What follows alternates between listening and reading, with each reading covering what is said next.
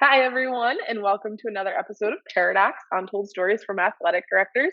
I am Dr. Daniela Point, and my co host is Dr. Dustin Smith. And today we are here with Darryl Nance. How are you? I'm great, thank you. We are excited to have you on here today. Before I pass it over to Dustin, I do want to say thank you to our sponsor, Tickets Ticket, who is the NIAAA official ticketing partner. So they make this episode and every episode here of Paradox possible. So thank you to them.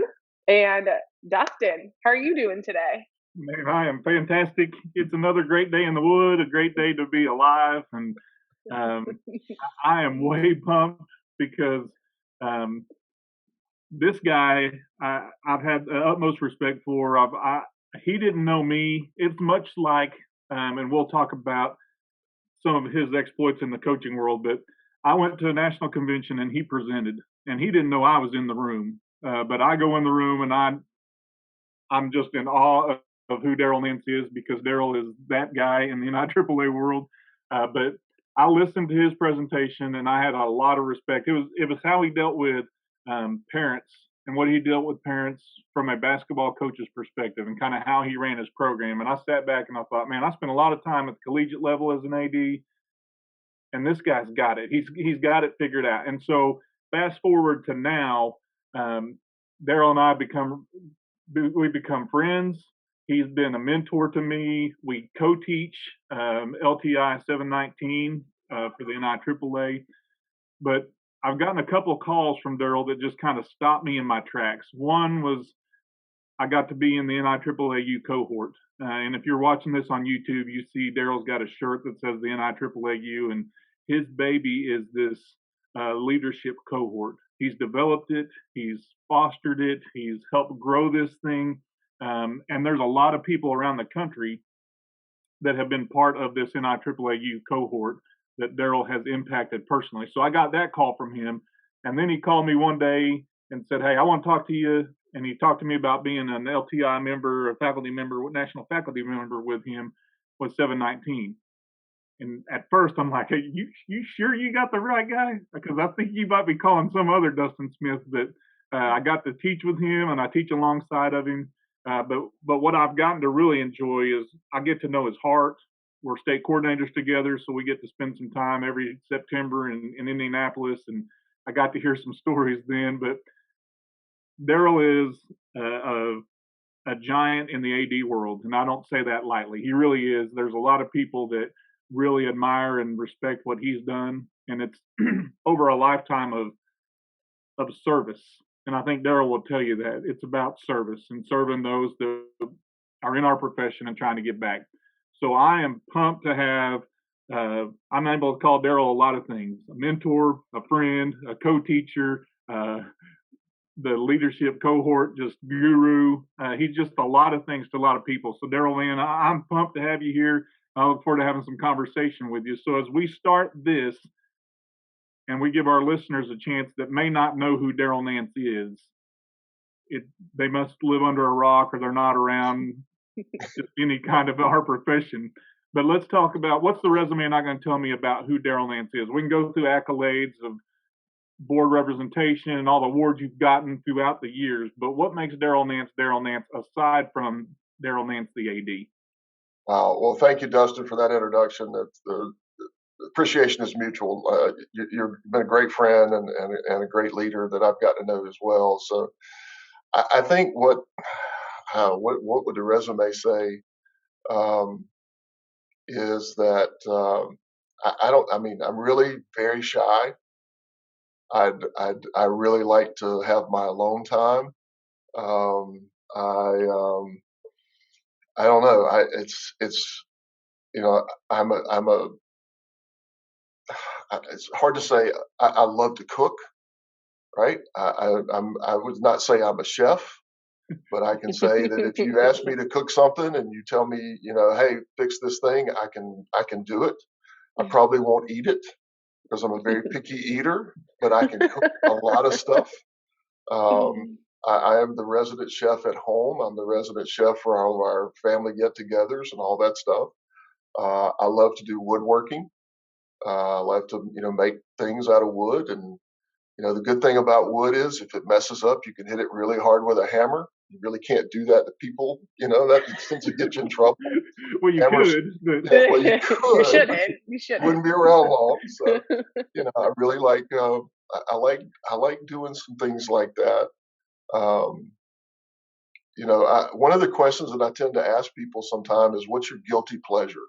Like when in an interview, I'll say, "What's your guilty pleasure?"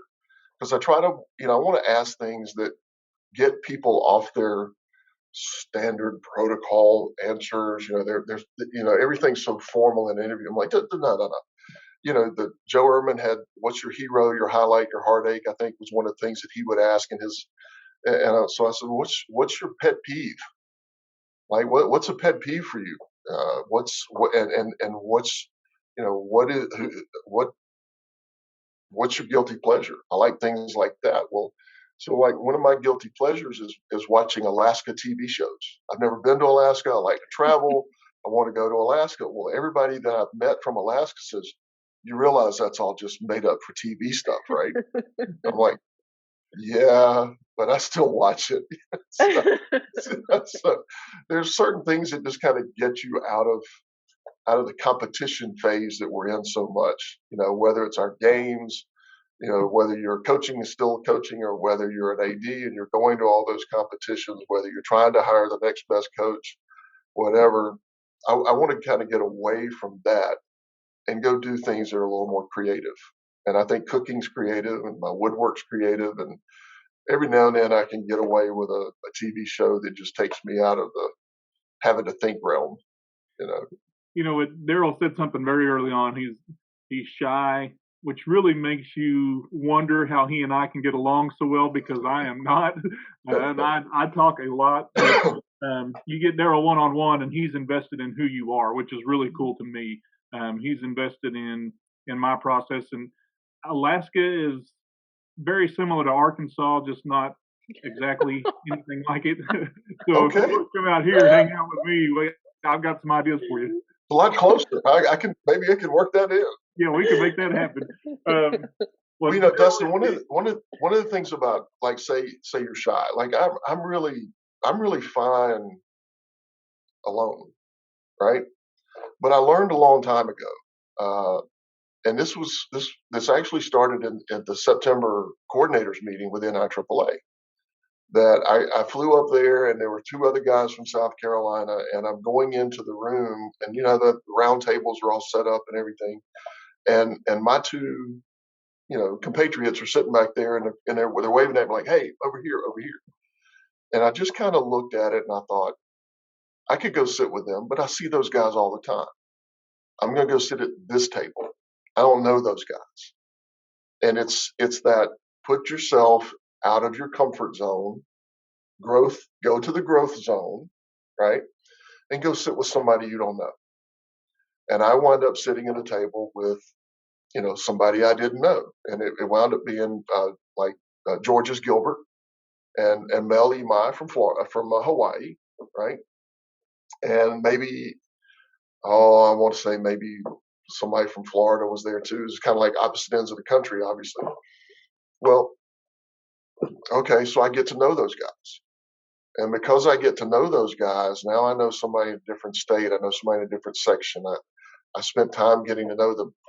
A couple of years later, I get invited to come to Hawaii to go speak at their AD convention. I would say that was a really good decision I made that first Yeah. opportunity in Indianapolis. And so I tend to do that. Now I'm gonna go see my friends at those events, obviously, and I'm gonna share some time with them and all that. But given an opportunity, like to go into a new room, I'm gonna go sit with somebody I don't know, and I force. It's kind of not natural. Now here's the thing: in the last 10, 15 years, it's become obviously much easier for me to do that. And then on top of it, because I've had some successes in the NIAAA and other places, some people know who I am. And sometimes maybe they don't want me to sit beside them. Like, what is this guy doing here? Right? They're not waving you over. They're not saying, "Hey, come sit with me." They're like, "What?" But that's okay, because I still want to know their story. and I want to get to know them. And um, we've all taken all those 360 surveys, leadership surveys, and things like that. And I still take them time and time again. I'm still looking for ways that I can open up my mindset, my leadership set, whatever. I'm still looking for that. And one of the most recent ones I took, my profile was advocate. And it was one of these that had like a dozen different profiles, and mine was advocate.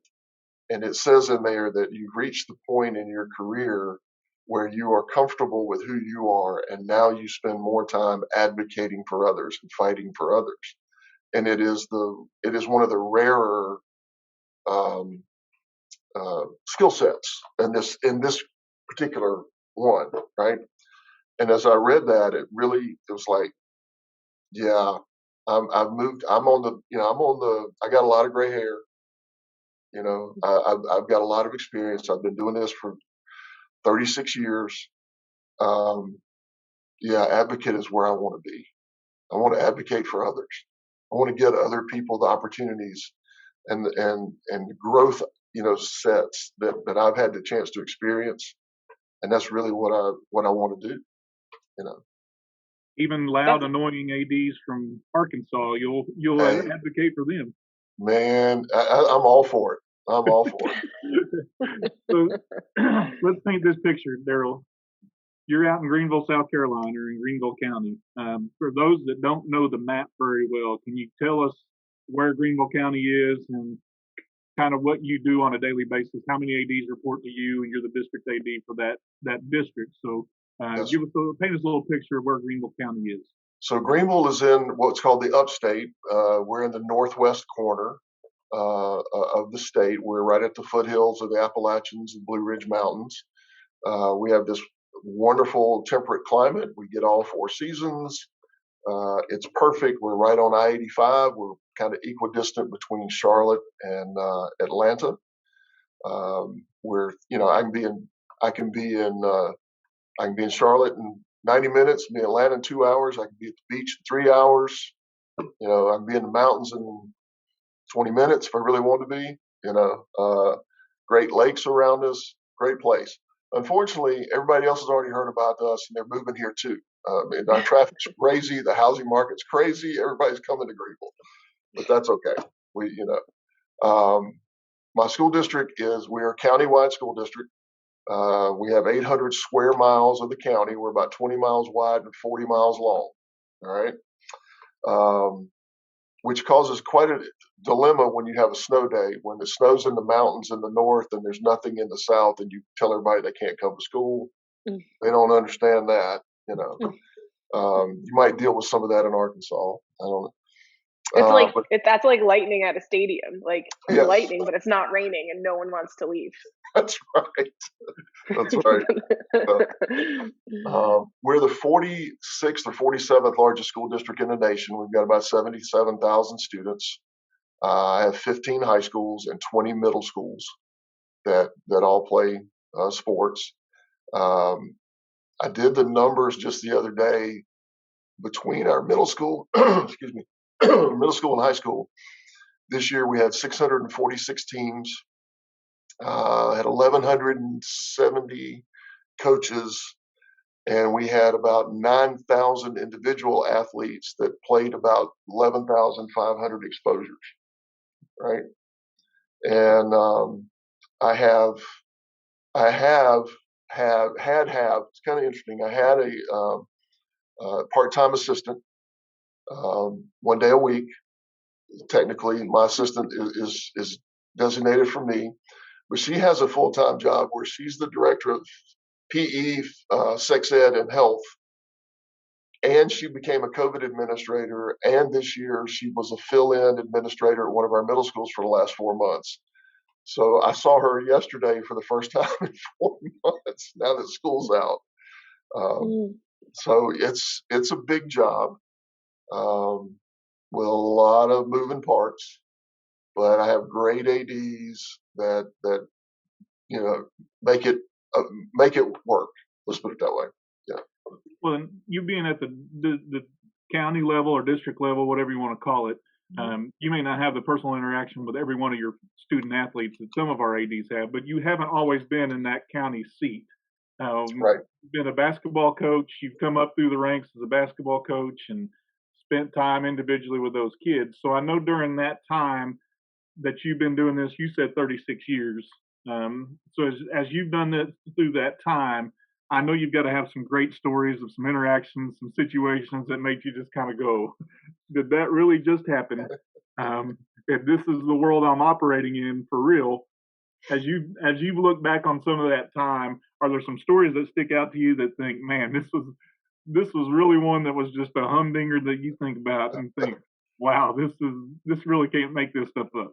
Yeah. I mean, they're just things that happen, right? I mean, just you just can't make some of this stuff up, right? I mean, every AD should write the book and all that. But I was thinking about like the craziest thing that probably happened.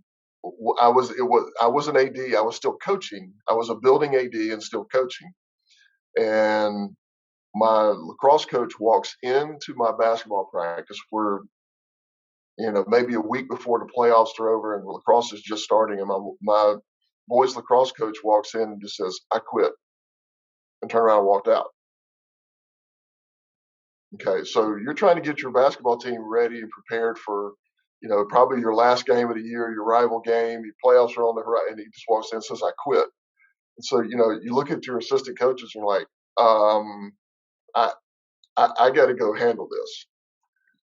Couldn't handle it. He literally walked out, went to his car, and left. Like there was no handling it.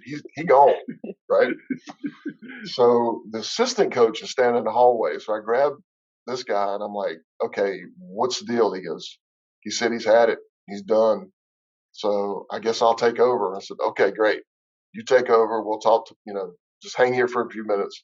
End of practice, talk to him. Next day he comes in, walks into practice, and he says, no, he didn't walk in. He sent a kid in. He sent a kid in.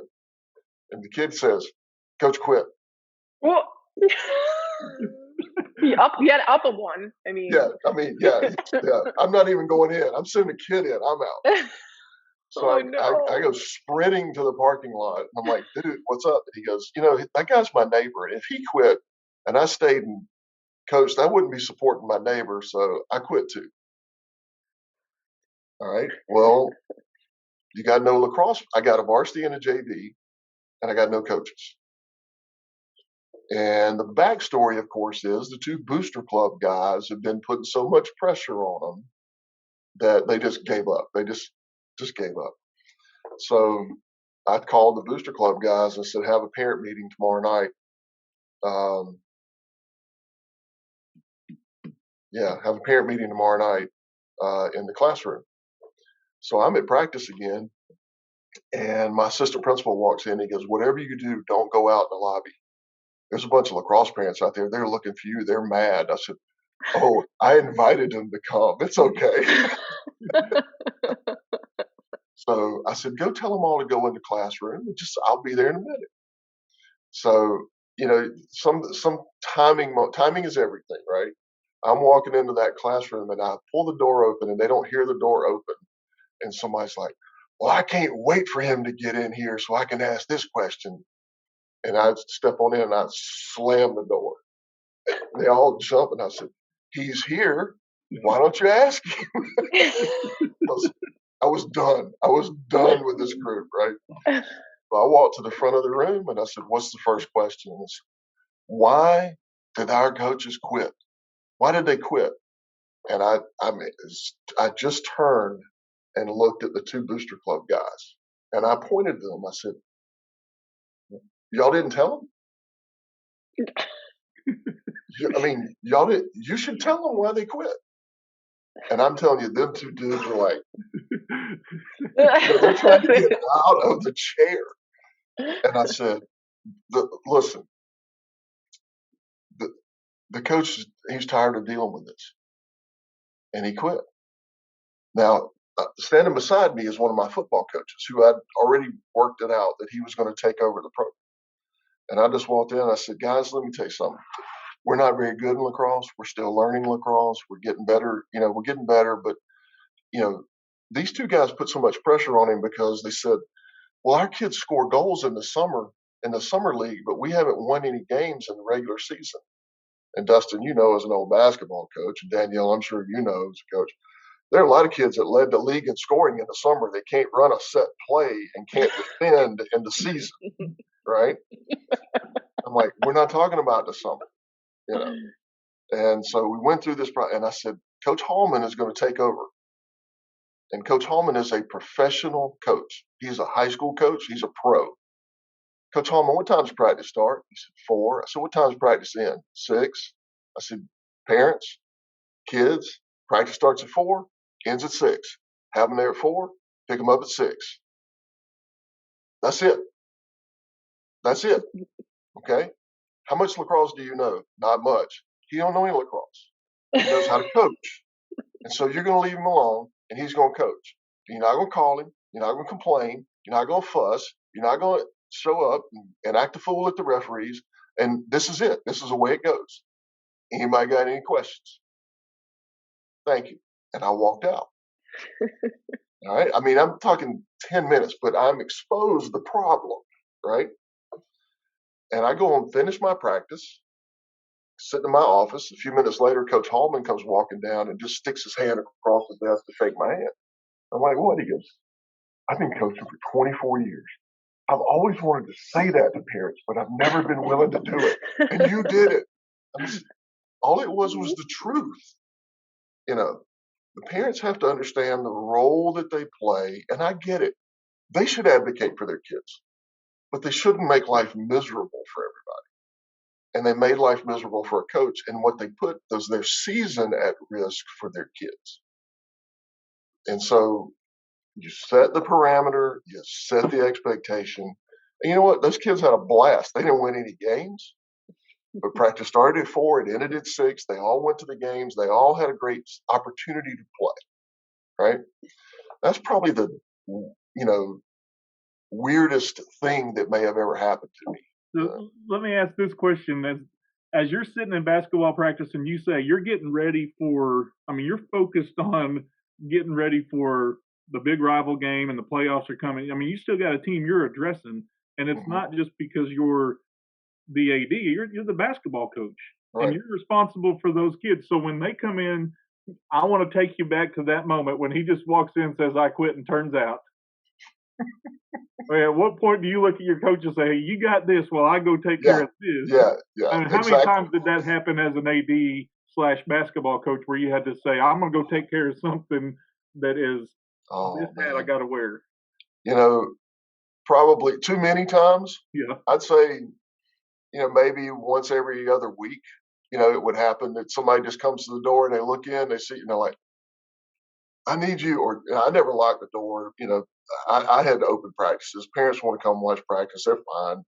That's their kid. They ought to be able to come and watch their practice, But they'd come in and say, Coach, I need you. And I'm like, let me finish this drill.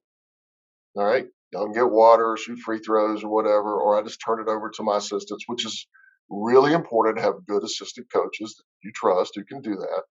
And you go handle the business, because ultimately, as the AD, you're responsible for the whole program.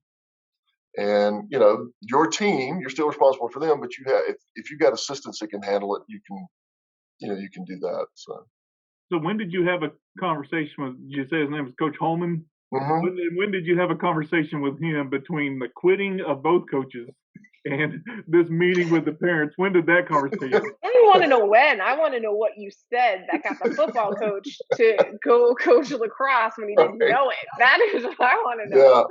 Well, the day before, I guess the day after the first coach quit, he came in and was telling me some of the kids, he knew about it. The kids were talking about it. He goes, Coach, I don't know anything about it, but one of them said something to me about doing it. And I said, well, Coach, would you be interested in doing it? He goes, I know nothing about lacrosse, but I know what kids need.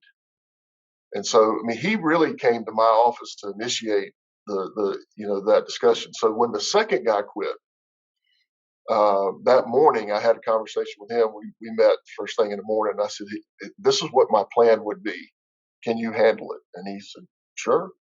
So I mean, but again, part of that is the relationships you have in your staff, and they're willing. They know that you go out of the way for them, they'll go out of the way for you at times and stuff like that. But the guy, like I said, the guy was a professional coach, right? Did He you understood what kids needed. did you have any other parent complaints that entire season, or did they kind of just like be quiet for the remainder of the No, season? I set that tone really quickly at that meeting. There were no more complaints. So what I'm seeing is, I didn't say this earlier, but Mark Rarick is also a National Academy member with us for 719. And on his episode, he told his parents after about 30 minutes, he told one of them that they need to get, because the parents said, "What do I need to do to get my kid a college scholarship?" And he said, "You need to get more athletic parents, or he That's needed to have more athletic parents." So in a way, you kind of said, "I'm pointing out the problem, and here's the problem in that right, that parent meeting." right. It's just quality lacrosse, Dustin. It's what Yeah, it is. like, It's but quality lacrosse. I Dustin, I've had this situation, and Danielle, when we were struggling in football one year, right? We were really struggling. We had a couple of good players. We had a couple of very mouthy parents, very influential parents. They're good. They're good parents. Love them, but they got mouthy in the game because we were losing, right? So I made the decision to sit to move down and sit with them, like in the middle of them on a road game. Um, and we ran the wing tee, okay, and we're playing a team that's running the spread, kind of an option spread, which was really a unique thing. They could I thought it was pretty good offense, right? But we'd had rain one day, and I watched our practice indoors, and I watched them work. They had this deal where they ran trips to the left and a single to the right, and the trips just fly down the field, right? One's going straight down the field, one's running like a post, and one's running a long slant, and the singles coming underneath. Well, those three trips just clear the zone. I mean, they clear the field. And the single guy comes underneath and they just dump it and he's gone for 20, 30 yards every time. I watched our coaches drill and drill and drill that to our defense. Well, of course, we go to the game and the first time they throw it, the guy's gone 30 yards. And my defensive coach is, parents are fussing, all this stuff. So I go sit down in front. Well, I know, I coach football too. I know a little football. And so I'm sitting there with them and we've got the ball and, we're running out the wing and, in the wing, you follow the guard, right? You follow the guard. If the guard kicks out, you turn it up. If the guard seals, you take it outside. That's oversimplification, but the ball, we get the ball and the guy's running to the right and I see the guard hit the guy and I'm like, turn it up. He runs outside and gets strung out all the way out of bounds. Next play, we run it to the left or whatever, and the guy gets the seal and I'm like, outside, he turns it up inside, gets clobbered. Punt, they get the ball and they run the trips thing and I'm like, cover the under. I'm saying this before the snap because I know what's coming. I'm trying to tell them, cover the under. They throw it, we don't cover the under, there he goes. We get the ball back and it's like outside, we cut it up inside. Then we run this little handoff, reverse handoff, right? And I mean, Dustin, there isn't anybody on the left-hand side of the field from the crown to the sideline. All we got to do is go outside. And as soon as the ball is handed off, one of my parents goes, inside. And I'm like, outside. Of course, the guy gets tripped up because he cuts it too close, gets tripped up by one finger, punt. They get the ball. Come back down, and it's third down or whatever, and the guy says, Coach, what would you run? I said, I'd run the trips under. I mean, I'd throw it again because we ain't covered it, no matter how much Coach worked on it. And I saw him work on it for 30 minutes. Our kids aren't listening. They're not doing what they've been coached to do. Well, sure enough, they run it. The kid drops the ball. He could have scored. He drops it. Now it's 4th and whatever, 3 or 4. And he said, Coach, what would you do now? I said, I'd run the option pitch. I'd line up this way and run the option right. And I said, once a guy pitches it, we can't cover it. Sure enough, they run the option, but the quarterback keeps it and we stop him. Right? And my guys they're all, why don't you be the head football coach? I said, not with parents like this. I'm not going to be the head football coach. Y'all don't know the game. And they're like, what? I said, if you'll watch our running backs, you should be able to figure out when they should go inside, when they should go outside. And I'm telling you, our coaches coach this. They coached this at practice the other day, and they're not, we either can't handle it or they're not paying attention to the coaches. But it's not the coach's DNA that's out there. It's your DNA that's out there. And that's kind of the Mark Rarick thing. You need a better, more athletic parent. So, I'm yelling at the coach. It's not his DNA, and that pretty much ended it. And that's really my whole thing with parents. When I interview coaches now, one of the questions I ask them is, talk about your relationship with parents. Or if I use this phrase, do you engage parents or do you deal with parents? Right? And if they tell me I deal with parents, I'm like, that's not the right answer. Because you need to engage parents, and you need to, if you have the right personality. It takes a velvet glove sometimes, but but if you set the expectation and if you share with them what your objectives are and what maybe a little bit of I think they have a much greater understanding of it. They can be a little more, favorable response sometimes. So was your plan ever for Darryl Nance to be the lacrosse coach, or was it always to find somebody else? It was, yeah, it would have been somebody else pretty much. I mean, if I could have finished basketball season and they still didn't have anybody, I probably would have stepped in I think that we didn't have lacrosse around here when I was growing up. I think it's a phenomenal sport. I love it. I think it's great. But I'd be setting screens and running back picks and stuff like that. And I don't think you could do that in high school. So. Yeah, you might want to solidify that before you teach that. Make sure that I'm not sure you can run the wheel. We were talking about, we've had a couple of guests on here that talk about lacrosse, and that's a foreign subject to me because Arkansas doesn't have it. Now, Oklahoma's starting to play it a lot more. Right. And so that's probably going to filter over to us at some point. But my knowledge of lacrosse would be about the knowledge of, well, I wouldn't have any. It'd be a train wreck if I was out there. But I think what you did is you identified, now if I take a takeaway from that, you identified a coach who could coach. Maybe not coach lacrosse, but identify somebody who could coach kids. And I think at the end of the day, sometimes that's what we've got to do. We're dealt a hand, and we just got to find somebody that's a best fit for the coach. It may not be the best sports fit, but it's the best fit for kids. Right. Well, there was no discipline issue with the team either. Sometimes when you've got a team that's not very good and they can kind of get a little rowdy, and especially in a game like lacrosse, I mean, you hit somebody with that stick in the inside the fence, it's a penalty. You hit somebody outside, it's a felony. I mean, it's, you have to understand what you're doing. I played lacrosse. I need you guys to know that I played lacrosse. Yes, so all of these things you're saying are just, they hurt. So, right? The guys' game can get a little physical, and when the talent level's not good, it gets more physical. And it becomes a dangerous physical in some cases. But so when you have a guy who, even though he may not have known the sport, he knew how to coach. And so, he learned a few fundamentals, but there was zero discipline because they knew they were going to be held to a standard of behavior. Well, and that's a really important point to really touch on, regardless of whether, you're filling in a role like this, but also knowing how to coach is so important because I can't tell you how many people, oh, well, they're a semi-pro ball player, or they've done this, but they can't coach the sport. They may be very good at the sport. They may be a phenomenal athlete, but I have seen sometimes it doesn't necessarily cross over in learning how to coach.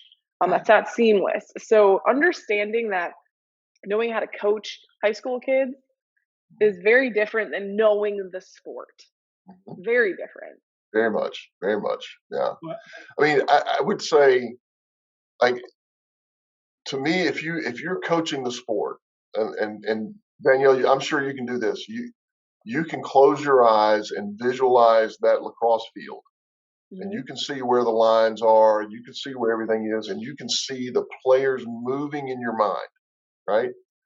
I can close my eyes. I can watch all 10 guys on the basketball court move. Football Mhm. coach should be able to see all his X's and O's moving, all his. Okay, well, that's a you have that vision of which that's great.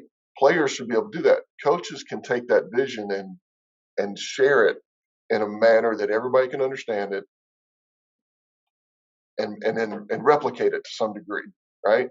Sometimes those that play at such a high level, it's so easy for them. They never learn how to verbalize that and give that instruction to Mhm. make it so that everybody can do that. Well, especially if they're gifted, right? And they didn't Mhm. have to try very hard. They don't understand why somebody else may have to. Right. And it's something they got to be careful of, because I find, you're talking about boosters and parents really want this person, or this is, a great fit, or look at the things that they accomplished in that sport. Great. But where Right. did they teach somebody else how to do it? Yeah.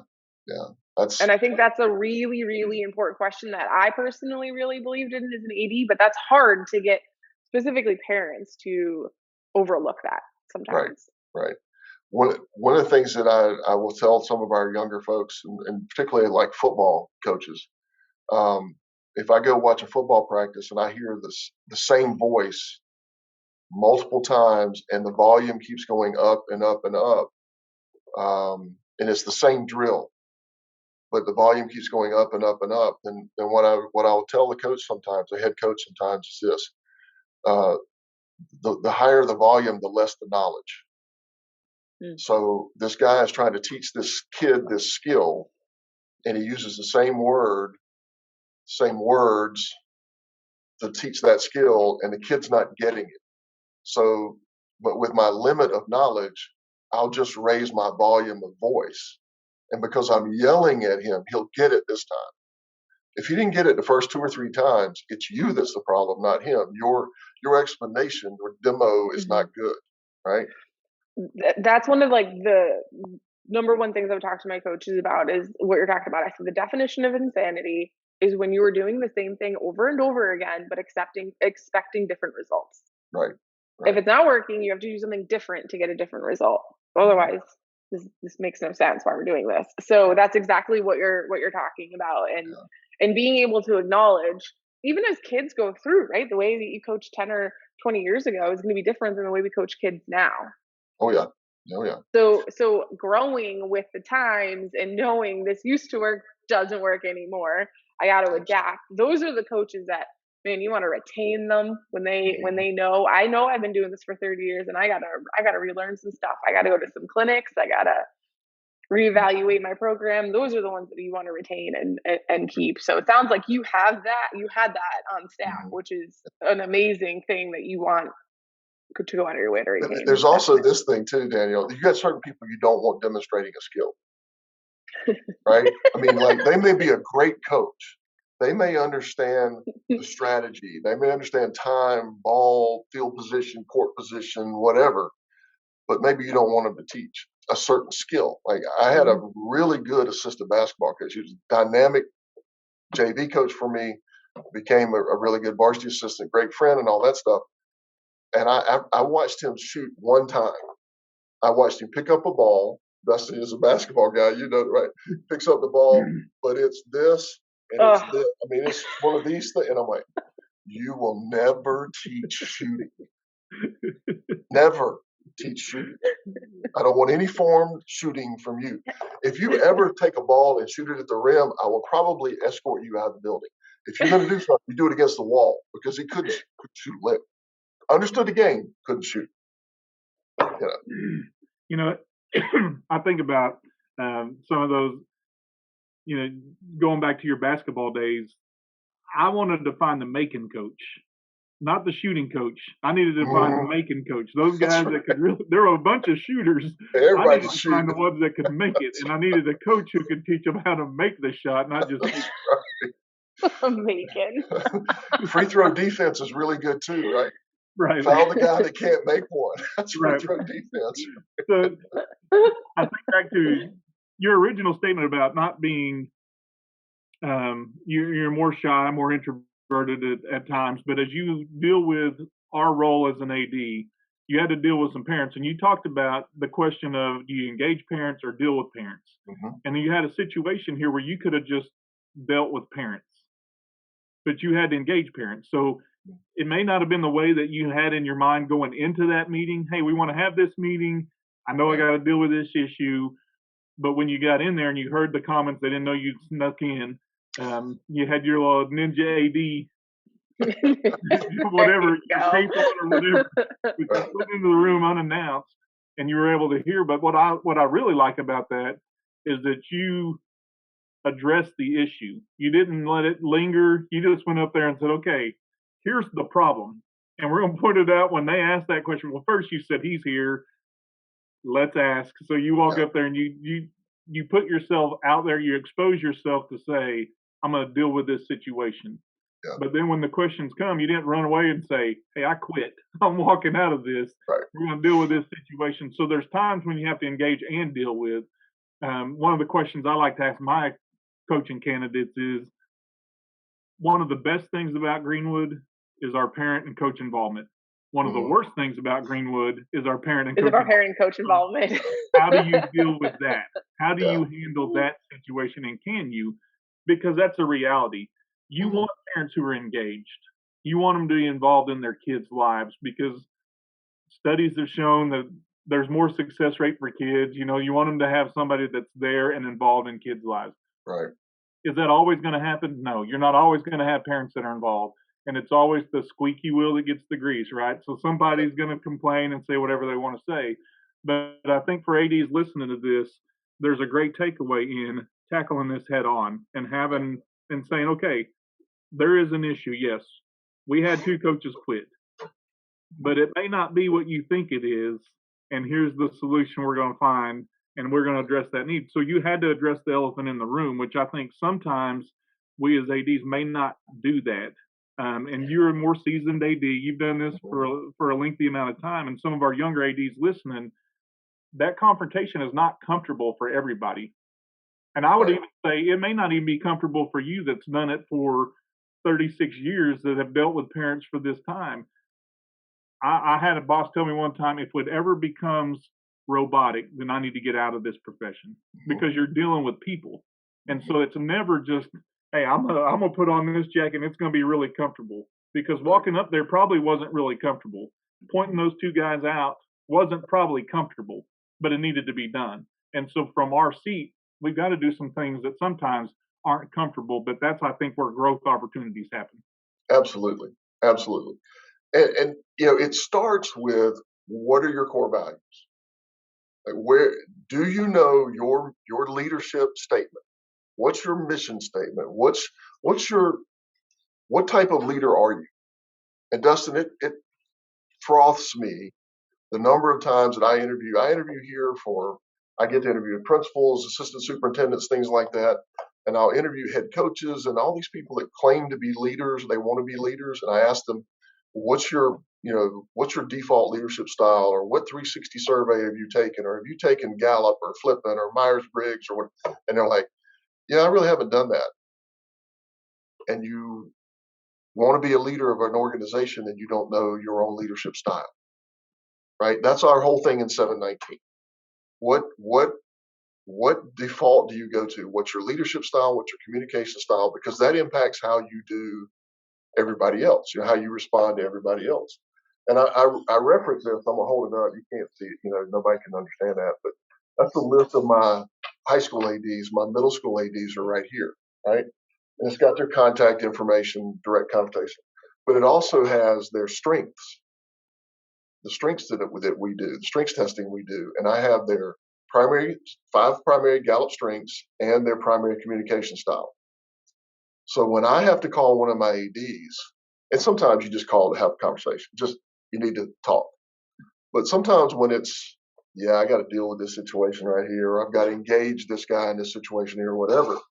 I look up there, or I look over here, and I go, okay, so Dustin is a yellow, or Dustin is this or this or this, or Danielle is responsibility achiever.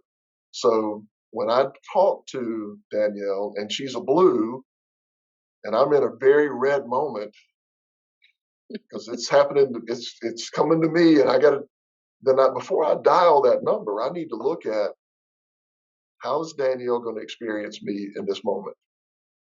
How's Dustin going to handle this what's Dustin's default going to be? What's my default? Right? And then it helps me make that conversation go a little smoother. Because if I pick up the phone and Danielle's blue and I don't ask Danielle how her day is, and I just say, Danielle, did you know? Danielle's already on playing defense, right?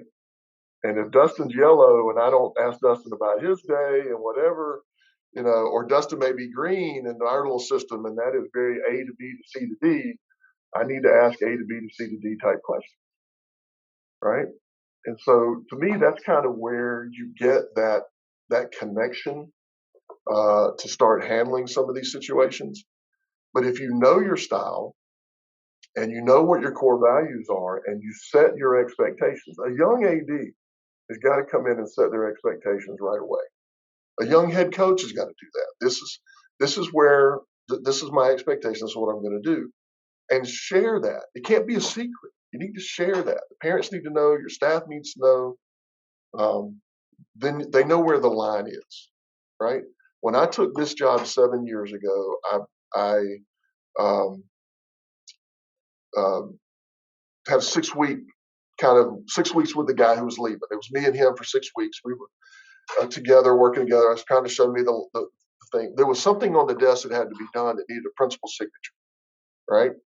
Well, I left to go to vacation, I guess. He left to go on vacation. I came back.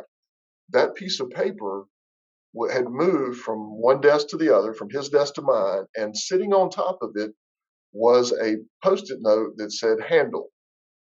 Like he handled it. Handled. Well, I called a different principal and called the parent and said, this has been handled. This kid has been moved from school A to school B and is eligible. Hung up the phone. Shortly after that, the principal from school A calls me and she goes, how did that get signed and handled without me knowing anything about it?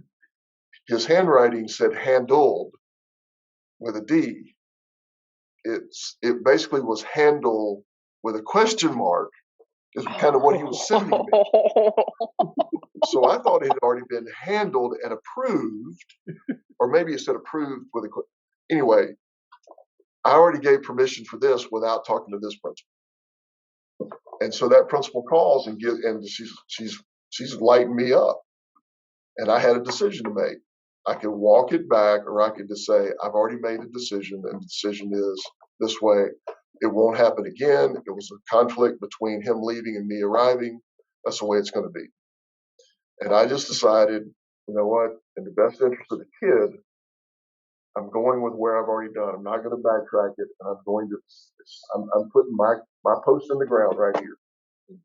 And that principal was not happy, but understood and respected the decision.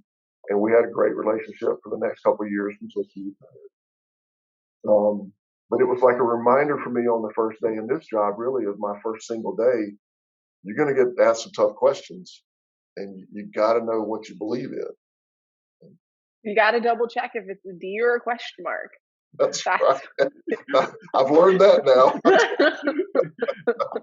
Now let me ask you this, and this is I need to ask this because I was floored. We mentioned Mark Rarick in his episode, but Jim Harris was on here and he said he had a drunk chain crew at one of his football games. Have you ever had a drunk chain crew at any of your football games? Dustin's favorite. No, but I have had a football game ready for kickoff and my chain crew not be there because they were stuck in traffic. And 4 guys from the opposing school, their chain crew was there, And they came down and ran the chain crew for my home game until my chain crew got there about 4 minutes into the first quarter. Whew. Yeah, so we really don't know if they were drunk or not. That's really what we don't. that's true. Opposing two, we don't know. So we're gonna leave That's this true. one in the air. That's true. You just, you know, so if you don't mind, I'm going to say this: the hard part of our job, right? There's a lot of easy to our job. There's a lot of fun to our job. The hard part to our job is like is an example like what you just referenced. We can be as proactive as possible.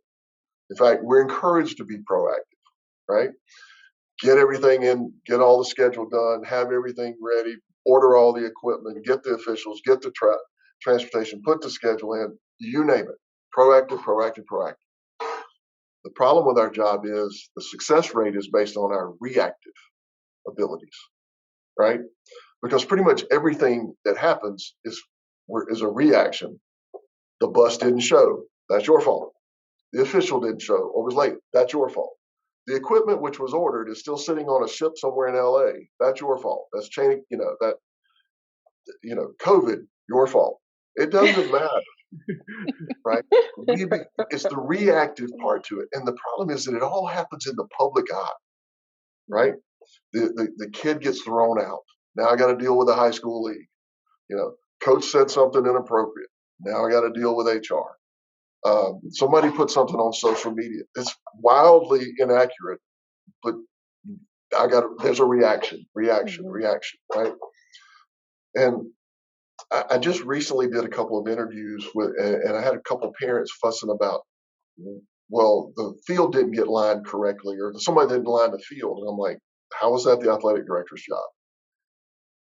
It's not the athletic director's job to go line the football field or the soccer field. That's the football coach or the soccer coach or the company you deal with or your district may do it or whatever. Well, they should be able to do it in an emergency. And that's okay. That's critical.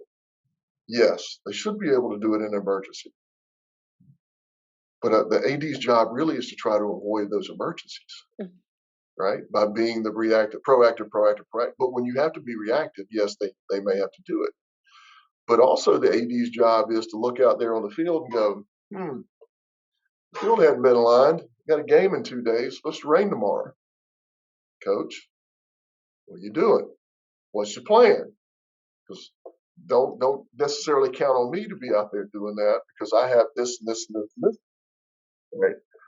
And sometimes parents, again, nobody understands our job. The only people who understand our job are the people who are doing our job.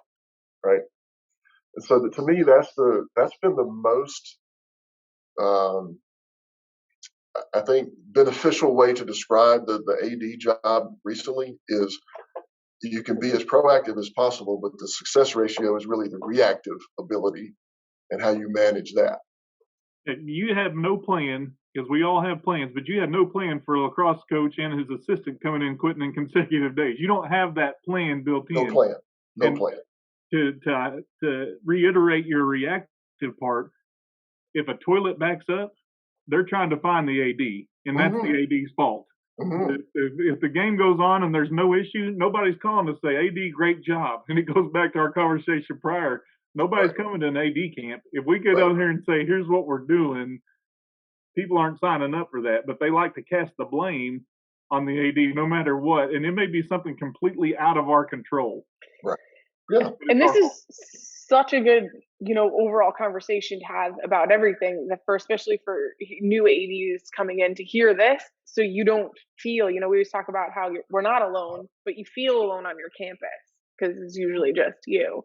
So this is just such a good, important conversation for ADs to hear that it doesn't make a difference how many plans you have or if you order everything correctly and if you have everything in place. There's going to be issues. It's not you. It's just the nature of our field, and that's why we're here, right? To talk about it, and you're not alone. And some days just suck. And what's happened? What I felt like has happened to us, especially this spring, okay, for my guys in my area, and it may equate to where you are too. So 2 years ago, we didn't have spring sports. Because everybody got shut down in March, right? And then last year we had spring sports, but we had it with limited attendance, and we cut teams down to smaller because we wanted to have less exposure, and we played less games and all that stuff, right? And then this year it's like none of that ever happened. We're wide open, right? More games, more kids, more competition, whatever, right? But also that microwave mentality that's going on doesn't want it just now, but they want the last 2 years made up now too. They want all of those opportunities this spring, which puts so much pressure on our spring coaches, and so much pressure on on my ads. I mean, there was some struggles, right? Um, and like I spent, I don't know, like at my AD meetings, maybe the first 30 minutes is me trying to give them stuff they got to have, dates, deadlines, details, things that have to be done, the standards, unavoidables you got to do. And then we try to do a leadership moment. And then it's like, okay, your turn, dump it on me, because that becomes that's my turn. Like, what do you need from me? What can I help you with? Give it to me. And then it gives me all my action items for how I can support them more, or whatever I can do. And when you finish that, and not this most recent meeting, but the meeting before, they probably talked for an hour about things they needed, things they felt, things that were. I mean, there were some dark moments in there, you know. And I'm writing everything down, and I come back to my office, and they all go to lunch. And sometimes, they don't invite you to lunch anymore, 'cause they need to go to lunch. But I didn't need to go to lunch. I needed to come back and sit here and just kind of process. Man, they're struggling. There's some hurt, and so then you figure out, okay, how do I respond? How do I pour more into this person who needs this, and how do I give more to this person who needs that? And this guy over here, all he needs is a facility issue. This one needs a personnel issue. This one is a personal issue, right? Um, I like that you and, pointed to Dustin when you said that part, though. This is a personal issue. but I mean, it's and it's what you do in your building with your coaches too. They're experiencing the same things. Fortunately, in our job, at least in my job, I have cohort members I can call. I have NIAAA friends. I have, basketball camp friends that I can call all over the country, which is one of the great parts of our organization is somebody somewhere, and we'll tell everybody, go to the national conference, sit down and listen to what's going on. They got the same problem you got, big school, small school, rural school, city school. It doesn't matter what the makeup is. Everybody's got the problem. What you'll find is maybe some unique solutions. Another way they're handling it. And that's what happened. You come in here, you sit back down, you go through the processes, you think through how can I support this AD, and then you make your game plan, and you attack all those plans as like you would any other victory. You got to find your victories wherever you can. And in our world, it may not just be scoreboards. We got to have our Right. victory, however we can get a victory. Sometimes you just need a W. That's right. And it could be just what's fascinating to me is 2020, everything shut down, and there was a short time, and it was way shorter than I thought it should be, when parents just wanted to play. We just want our kids to play, and that's what I kept hearing over and over and over again. Well, we provide those opportunities within the restrictions that we were given, and that wasn't good enough all of a sudden. We need to play back to normal, and we want it to be like it's supposed to be, and we deserve to do this. And I had parents come to me and say, it was at a football game, and they said, we want our boys to run through the senior moms. And they said, we can't play, the boys can't play without us doing that, without them running through our senior moms. I said, I can promise you, we're going to play. Whether you're standing there or not, we're going to play a game. And so now we had restrictions. People couldn't get on the field, and they couldn't understand that. Well, it's the last game, whatever.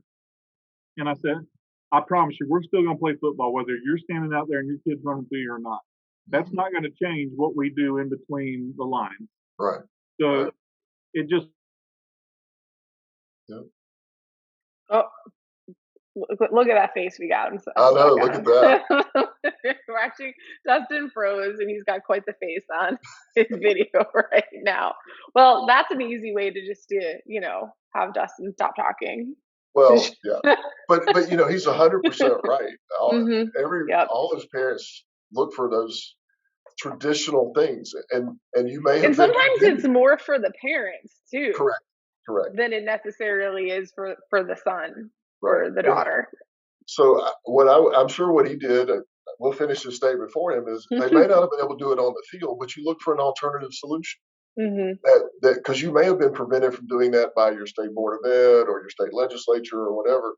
So you find another way to meet those needs and satisfy parents when you can. And I mean, I'm the biggest proponent of all. I think of engage the parents, engage parents, hold them accountable. Well, knowledge is power. I always, believed in trying to teach them the policy. This is what the policy is. Maybe I don't agree with it, but this is why we're doing what we're doing, Right. and maybe some explanation behind it. So sometimes that works.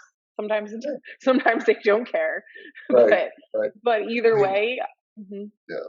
He referenced earlier the parents practice I used to do with basketball, where I would sit in the stands with my parents during a practice. My two assistants are running the practice, and I'm explaining all. You are brave. You're well, very brave. I mean, they were really good coaches, and we were great friends. But I'd sit with the parents and I explain all the drills. Reason we're doing this. Here's the why for this. And then we would do all these full court drills. And I said, now you notice your kids have been running for about 20 minutes. And then we're going to do our daily dozen, which was our breakdown of different fundamental skills. And then we're going to do some scrimmage. And then we're going to do some shooting and whatever. I said, now remember, when your kid gets home and you tell him to take out the trash, he's going to say he's tired. He is tired. Still make him take out the trash. But give him a few minutes to rest, change clothes, whatever, but still hold him accountable, take out the trash. And then I explain a play. And to me, this was the key for my success. I would explain a play and I'd say, now, if the ball goes this way, this has to happen, da, da, da, da, da. If the ball goes this way, this has to happen, da, da, da, da. And everybody understand that play, and they're kind of looking at you like, what? I'm like, this is the play. If it goes to the high side, we do this. If it goes to the low side, we do this. And your kids got to know it just like that. Everybody got it? And they're like, yeah. I said, now, we have 15 set plays for man-to-man. I have 12 set plays for zone. I have 10 underneath out-of-bounds plays. I have a 6-option transition game. I have a 6-option press breaker. We have 3 side out-of-bounds and 3 late-game situations. And your kid has got to know all of them just like that. I got to trust him. Assistant's got to trust him. Teammates got to trust him to do it. If he can do it, you'll see him out there on the court. If he can't, he'll most likely be over here with us until he gets and earns that trust. Mom, Dad, you good with that? That's on your son. We're coaching them all. Right? And they're like, yeah, okay. Then we go scrimmage. And so I would be scrimmaging. They can see. Yep. Yeah. They can see for themselves if the kids are doing it or not. So in the scrimmage, I would call a foul, right? And I would say, okay, foul, Zach, you're going to shoot a free throw, but Zach, you got blood on your jersey. You're out. Zach's mom, I need you to come out here and shoot this free throw for me in a dead ball situation. And the mom's like, I'm not coming out there. Mom, come on out here. Or sometimes it would be the dad, whoever. I'd make them shoot the free throw in front of everybody. Well, they're nervous as all get out. At halftime, it's a really bad miss, right? Dead ball, okay, out of bounds. Okay, Danielle, you're going to take the ball out of bounds. Oh, Danielle, you got blood on your jersey. You're out. Mr. LaPointe, you come in here and inbound this ball. And I turn around to the kid guarding the ball. I'm like, don't you dare let him get this ball inbounds. I mean, you be jumping up and down, yelling and screaming and all this stuff. We're in a full face deny. Everybody. And so Mr. LaPointe's got to now get the ball inbounds. Well, they don't. They throw it away. They can't get the ball in. And I've set up several dead ball situations where the parent couldn't get hurt, right? Because you worry about liability as an athletic director too, right? So you don't want. Yes. Then I'd excuse the players and I'd talk to the parents and I'd say, "How'd that feel?" And they're like, "Man, that was intense. That was hard. That was embarrassing." Like, that's just practice. Mhm. Your kid gets to feel that in the game, in the heat of the moment. With lots of people Don't watching. don't yell at your kid. Hmm. Sit behind the stand, sit right behind my bench, cheer for all the kids. You'll hear me. I'm never going to say anything rude to your son. I'm never going to, berate your son. Now, if he messes up, probably going to be held accountable. But, you know, when your kid goes in, cheer for him. When your kid comes out, cheer. When his kid goes in, cheer for him.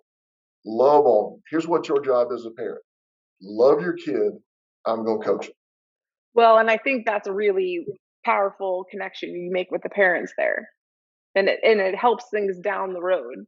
Yeah. 100% if they're concerned about anything or playing time or even comfort of just being able to come and talk to you. So not necessarily not talking to you, but just talking to you in a humane way, I guess, Yeah. instead of berating you. My wife or my dad kept the scorebook for us, and whichever one was keeping the book, the other one was sitting right behind the bench. My daughter was behind the bench. My parents and my boys always saw my family involved. And they saw me hug my wife or hug my daughter or hug my dad when the game was over. And my dad was always talking to the parents, and my wife was hugging the kids. They saw there was an investment that way, right, with our team. And the parents knew, he wants to win. Yeah, he can be loud at times. Yeah, but he really does involve his family, and they really do care about our kids. And then I try to do the same thing with my staff. Take them to dinner, take them to lunch, uh, find out who their kids' names are, find out what they're invested in, um, and share. I'm amazed at the number of coaches who think that everything's a secret. It's not a secret. Share. You want my playbook? I'll share my playbook with you. I don't care. If it's going to help somebody, make them better. Advocate for others. Make people better.